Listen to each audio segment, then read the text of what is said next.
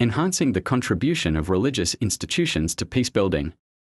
The Ministry of Peace, in partnership with the Gambella Regional Peace and Order Office and the Gospel of God Church International, organized a peace conference under the theme Religious Education for Peace.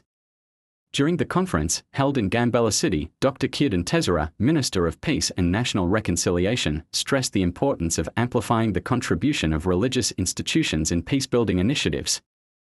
Minister Tesera pointed out that religious institutions are pivotal in promoting mutual respect and peaceful coexistence among communities.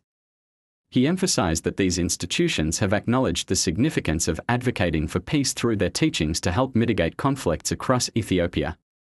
The conference highlighted the necessity of a unified approach to peacebuilding.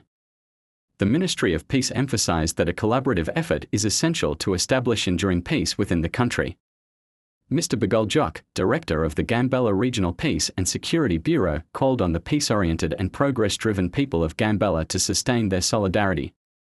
He underscored the need for religious institutions to continue educating and guiding the populace in fulfilling their duties to ensure lasting peace in the region.